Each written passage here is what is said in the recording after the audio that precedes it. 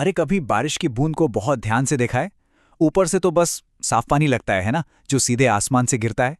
पर क्या हो अगर मैं ये कहूं कि हर एक बूंद अपने अंदर एक बहुत बड़ा राज छिपाए हुए है।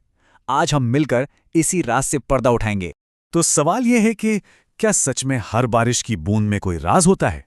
इसका जवाब है हाँ, बिल्कुल। और ये राज बारिश के बारे में हमारी पूरी समझ को ही बदल कर रख देता है। असलियत जो है ना, वो हमारी सोच से कहीं ज्यादा मजेदार है। ठीक है, तो चलिए शुरुआत बिल्कुल बेसिक से करते हैं, उस कहानी से जो हम सब जानते हैं। ये सब शुरू होता है पानी के एक आम से सफर से।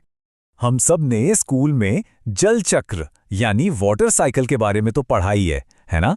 मतलब ये कमाल का प्रोसेस है जहां धरती का पानी लगातार अपना रूप बदलता रहता है, कभी लिक्विड तो कभी भाप, फिर बर्फ और फिर वापस पानी बन जाता है। इसी की वजह से तो बारिश होती है।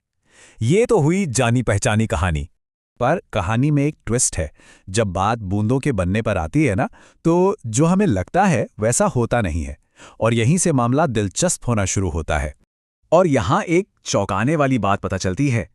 बारिश की बूंदें असल में उतनी भी साफ नहीं होती जितनी हमें दिखती हैं। सच तो यह है कि हर एक बूंद में थोड़ी सी मिलावट होती है।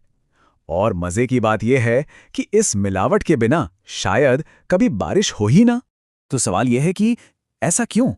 आखिर पानी को भाप से वापस एक लिक्विड बूंद में बदलने के लिए चाहिए क्या होता है? इसका जवाब बहुत सिंपल है। एक ऐसी सतह जो गैस ना हो। देखिए, होता क्या है कि जब पानी भाप यानी वाटर वेपर के फॉर्म में होता है, तो उसके मॉलिक्यूल्स बहुत ज्यादा एनर्जी के साथ इधर-उधर भाग रहे होते हैं। वो इतने बेचैन होते हैं कि एक दूसरे से जुड़कर बूंद बना ही नहीं पाते। उन्हें एक सहारे की जरूरत होती है, किसी ठोस चीज की, जिस पर वो टिक सकें, जमा हो सकें। तो ये ठोस चीजें आखिर हैं क्या? यही तो हैं हमारी कहानी के असली हीरो, वो छोटे-छोटे अनदेखे हीरो जो बारिश को मुमकिन बनाते हैं। साइंस की भाषा में इन्हें क्लाउड कंडेंसेशन न्यूक्लियाई कहते हैं। मतलब हवा में तैरते हुए बहुत ही बारीक कण। होता यह है कि जब पानी की भाप इन कणों से टकराती है तो उसे एक ठिकाना मिल जाता है। वो आसानी से उन पर जम जाती हैं और बस ऐसे ही बादलों की नन्ही नन्ही बूंदें बनती हैं। तो ये न्यूक्लियाई असल में हैं क्या? ये कुछ भी हो सकते हैं। धूल का एक कण, समंदर से उड़ा हुआ नमक, धुएं की कालिक, फूलों का पराग और तो और मशरूम के स्पोर्स और बैक्टीरिया तक। जी हाँ, आपने सही सुना, बैक्टीरिया। इसका मतलब हर एक बारिश की बूंद असल में धूल या नमक के एक छोटे से कण के चारों तरफ लिपटी हुई होती है ना? कमाल की बात। चलिए, एक राज तो खुल गया, पर एक और बहुत बड़ी गलतफहमी है जिसे हम सब सच मानते हैं, और वो है बारिश की बूंद की शेप यानी उसका आकार। बचपन से हम ड्राइंग में, किताबों में, हर जगह बारिश की बूंद को एक आंसू की तरह बनाते आए हैं, है ना? Tier drop shape. पर असलियत इससे बिल्कुल अलग है। एक असली बारिश की बूंद का शेप पता है कैसा होता है? एक बर्गर बन जैसा। अब सवाल है, ऐसा क्यों? देखिए, जब बूंदें आसमान में बनना शुरू होती हैं तब तो वो एकदम गोल होती हैं, स्फेरिकल। लेकिन जैसे ही वो नीचे गिरना शुरू करती हैं, हवा का दबाव मतलब एयर रेजिस्टेंस उन्हें नीचे से दबाने लगता है, चपटा कर देता है। और इसी वजह से उसका शेप एक बर्गर बन जैसा हो जाता है, ऊपर से गोल और नीचे से फ्लैट। और हाँ, अगर कोई बूंद ज्यादा बड़ी हो जाए, करीब 5 मिलीमीटर से ज्यादा, तो हवा का यह दबाव उसे तोड़ देता है और वो फिर से छोटी छोटी बूंदों में बिखर जाती है।